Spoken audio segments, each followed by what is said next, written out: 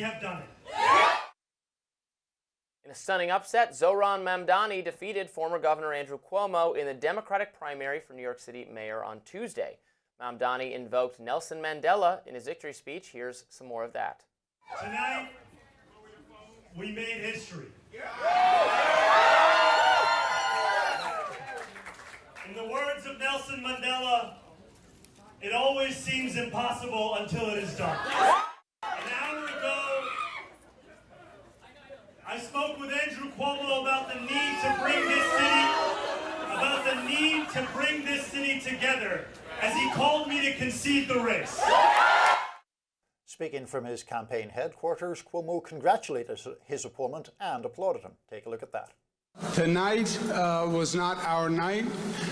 Tonight was Assemblyman Mamdani's night, and he put together a great campaign, and he touched young people and inspired them and moved them and got them to come out and vote. Virtually unknown at the outset of the race, 33-year-old Mamdani surged in recent weeks, running an ultra-progressive campaign centred on managing the cost of living. He surpassed Cuomo, who had at one point been leading by double digits in the polls. Ultimately, even Cuomo had to acknowledge that the sizable lead the Democratic Socialists built on election day couldn't be overtaken in later rounds of New York's ranked choice system. Mamdani will go on to run in the mayoral general election in November. Sitting New York City Mayor Eric Adams was not in the Democratic primary. He will run as an independent in November. Cuomo signaled he has some decisions to make, but still has the option of running in the general. So this is possibly not the last word. Well, it's literally not the last word, because there will be a general election. Whether Cuomo enters it is an open question at this point. Cuomo has said he's going to think about it. So we shall see. Even if he does enter, I think Mamdani would probably be the favorite at this point, although it does get a little bit complicated if there's both Eric Adams and Cuomo and this Curtis Sliwa fellow. So we'll see. But for now, big win for Mamdani. I think it's not actually particularly surprising. We described it as a shock, as an upset. But Mamdani is a charismatic figure who campaigned very hard and is likable. I do not want his policies for New York City, but oh well. Versus Cuomo, who resigned in disgrace as governor within living memory. This was like 50 years ago or something, as a result of both sexual misconduct and a really, really, really awful scandal where he tried to cover up, disguise how many people had died as a result of his COVID nursing homes policy. He also didn't campaign very energetically, for what it's worth, according to all reports. So this really shouldn't be a surprise. And, I think a lot of people are going to be saying, even people who, like myself, do not want many of Mamdani's policies, they're going to be saying, well, this is what the Democratic establishment gets for backing this really, really bad horse. Yeah. So I think that, for all our ideological differences, we share a distaste for Andrew Cuomo, I think. And I think that kind of is reflected more broadly in these results, where Mamdani has beaten him actually fairly comfortably, coming from nowhere, and was, had much less money behind him and all that. Before we get into the politics that Mamdani espouses, I do have to say that it is on a non-partisan or non-ideological basis, it is one of the joys in politics when a front-runner with money behind him, and who's, frankly, in my opinion, fairly politically cynical, and is the kind of machine politician, gets beaten by the upstart. And so I think a lot of people, whether they agree with everything Mamdani advocates or not, were shedding no tears for Andrew Cuomo. Let's put it that way.